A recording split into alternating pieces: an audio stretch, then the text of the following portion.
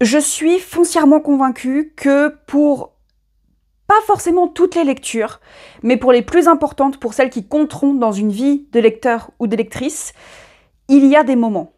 Si vous lisez un livre qui était censé vous marquer trop tôt, il ne le marquera pas. Si vous le lisez trop tard, ça sera pareil.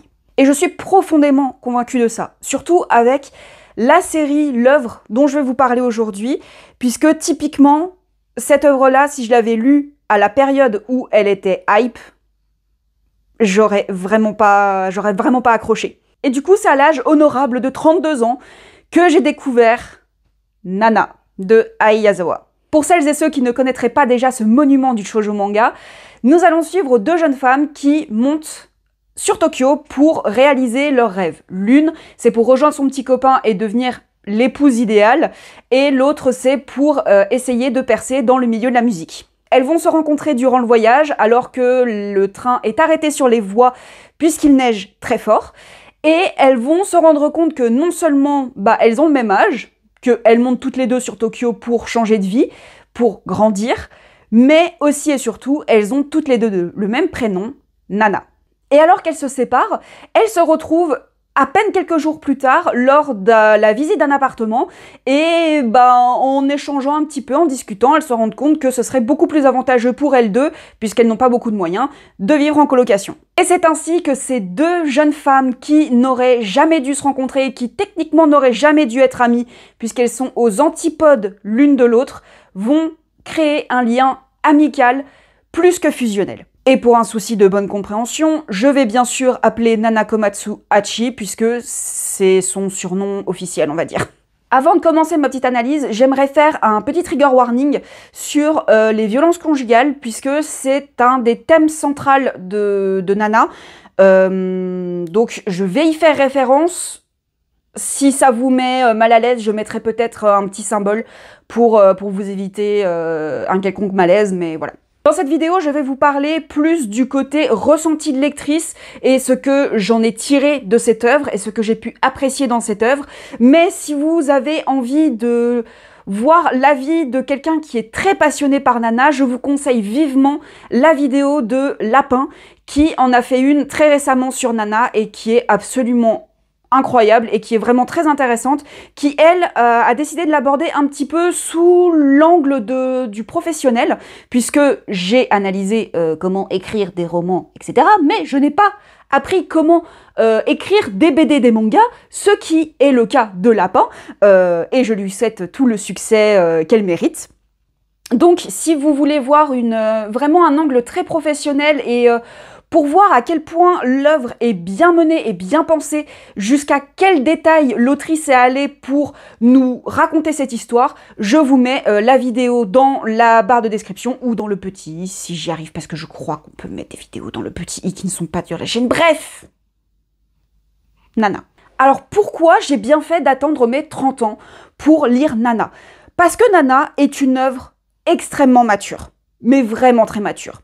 Et on va dire que là, Aline collégienne n'avait pas ce niveau de maturité et se serait profondément ennuyée en lisant les peines de cœur et les disputes dans Nana. Or, en l'ayant lu à l'âge de 32 ans, j'ai pu vraiment m'attacher aux personnages et surtout comprendre leurs souffrances et la partager en grande partie. Oui, parce que moi, quand on me parlait de shoujo, je ne voyais que Alice 19 par exemple, et un petit peu Fruit Basket, même si je trouvais que Fruit Basket avait des côtés un petit peu ennuyants, puisqu'il n'y avait pas de magie incroyable. Mais en substance, vous comprenez que à l'adolescence, j'avais besoin d'une bonne dose de magie pour m'intéresser à une œuvre, parce que sinon, je ne m'y intéressais que très peu. Ce qui fait que Nana, avec la complexité des relations amicales, la complexité des relations amoureuses, très franchement, à l'époque, je serais passée totalement à côté. Parce que contrairement au shoujo que je lisais à l'époque, l'intérêt n'est pas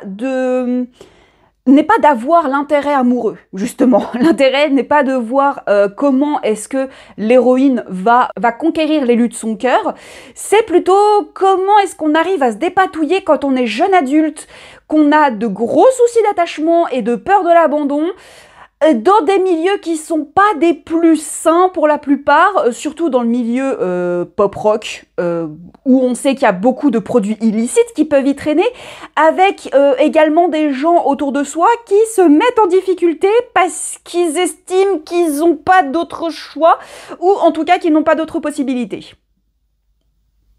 Oui, c'est un peu plus complexe que utiliser le pouvoir des mots pour apaiser les gens. Alors attention, j'aime encore beaucoup Alice 19, mais disons que aujourd'hui je vois plutôt que je m'intéresse un peu plus à des œuvres comme Nana que comme Alice 19, comme j'ai pu l'être à l'époque. Donc ça montre bien l'évolution aussi d'une lectrice au fil des années. Mais du coup, grâce à cette prise de recul et grâce au fait que j'ai aussi pris en maturité, surtout sur les relations humaines, j'ai vraiment pu déceler toute la palette d'émotions que l'autrice arrive à nous transmettre de par, justement, les amitiés compliquées, les amours compliqués. Tout est compliqué dans Nana. Vraiment, tout est compliqué, et même quand on croit qu'une situation n'est pas si compliquée que ça, et bah pour les personnages, c'est compliqué puisqu'ils ont des gros traumas et ils ont des grosses difficultés à communiquer.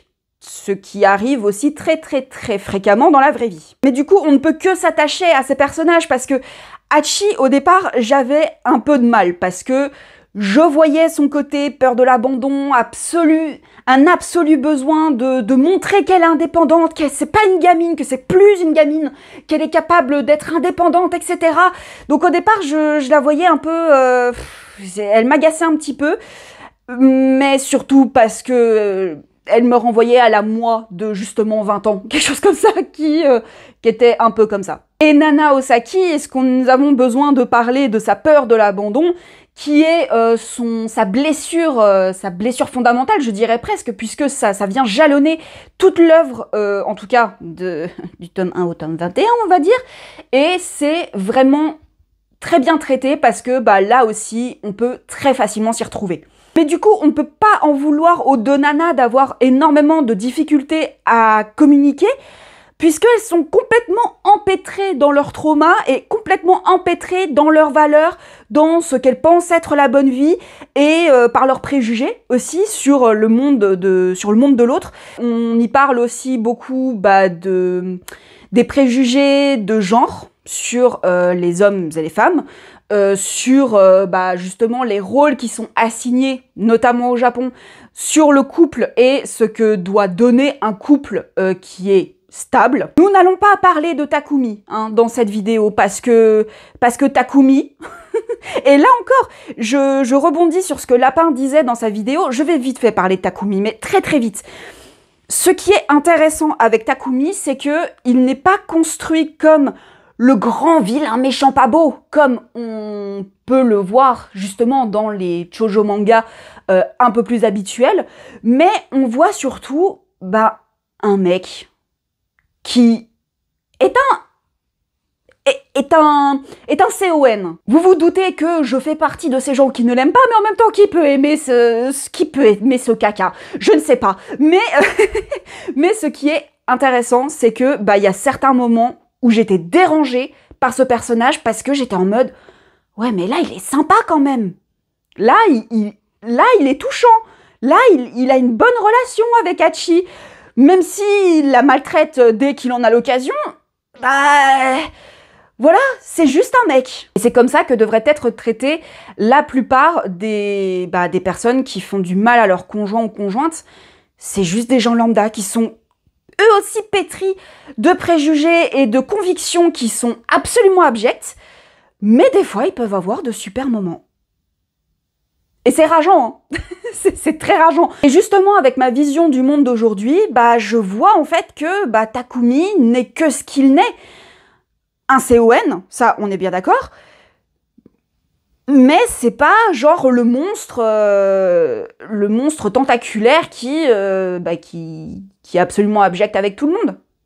Il a des moments de complicité avec Hachi, il a des moments de complicité avec ses amis, parce que oui, il a des amis. Et vous voyez, je ne connais de l'autrice que ce que j'ai vu dans les vidéos des fans de cette autrice. Donc par exemple, la vidéo de Lapin, ou les vidéos de Mademoiselle Soso aussi. Je ne connais de cette personne que ce que j'ai vu dans les vidéos, mais j'ai pu vraiment déceler que dans Nana, elle se livre énormément sur des blessures, sur peut-être des choses qu'elle a vécues par le passé avec des amis ou en couple. Ça se sent, parce que elle y a mis tellement d'âme, tellement de sa personne dans cette œuvre, ça se sent. On ne peut pas passer à côté du fait que l'autrice s'est beaucoup livrée. Et c'est d'ailleurs ce que l'autrice a répété apparemment à plusieurs reprises, c'est que Nana est l'œuvre de sa vie. Et ça se comprend.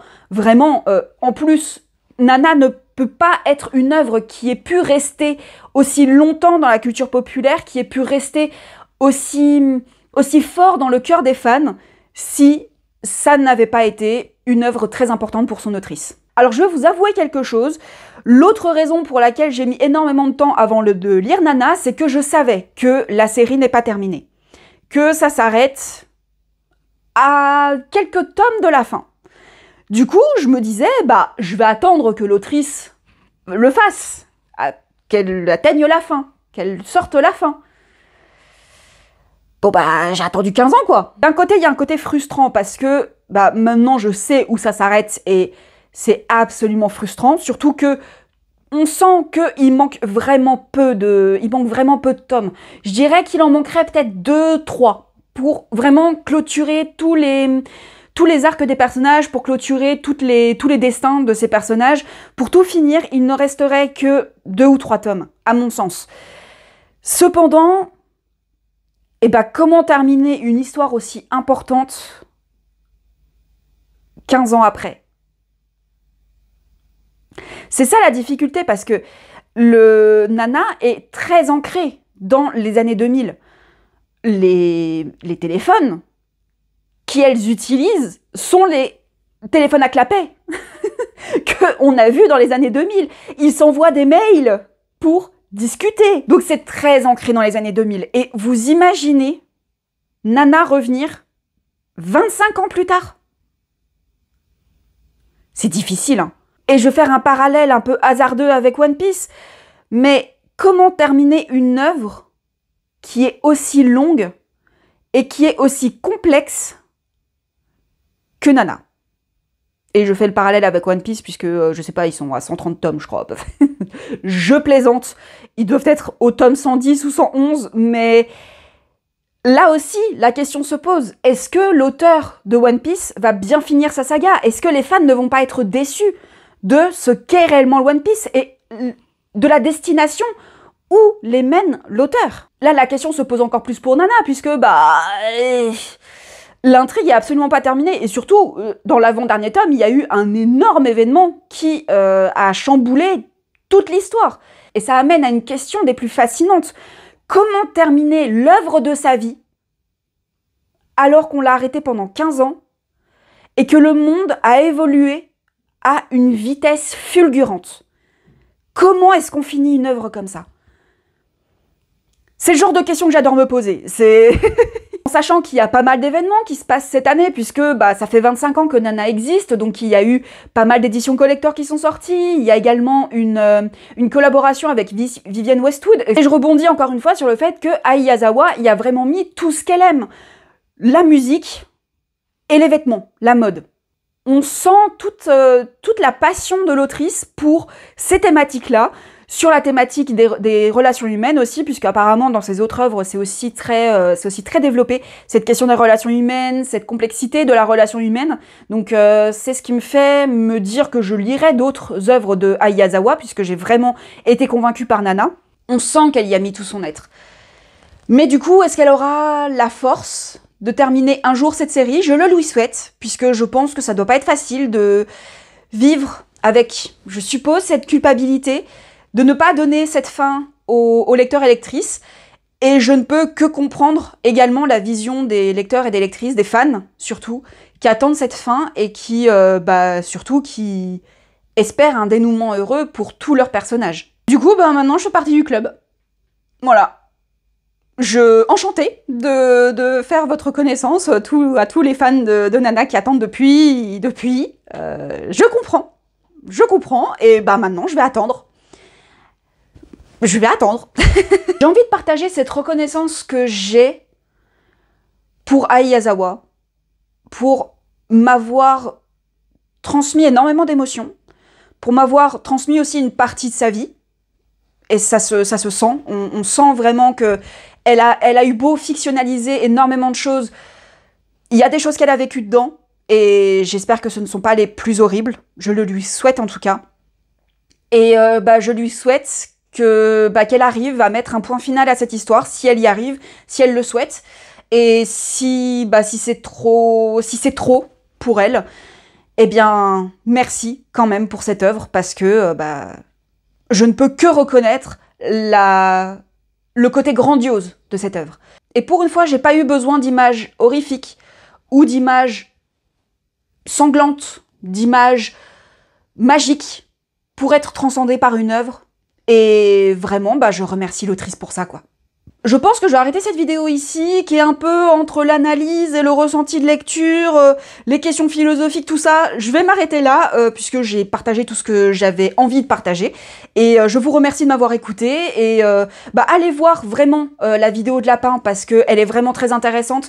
Et elle aborde vraiment plus en profondeur toutes les thématiques que j'ai pu, ne serait-ce que survoler dans cette vidéo. N'hésitez pas à commenter, partager. Est-ce que vous-même, vous faites partie du crew qui attendait la fin de Nana. Hein. Et si vous faites pas encore partie du crew, je vous recommande vivement de faire partie du crew, parce que certes, ça fait partie de ce genre de belle souffrance, qui certes est une souffrance, mais en même temps, ce que l'œuvre vous transmet, vous ne la retrouvez dans aucune autre.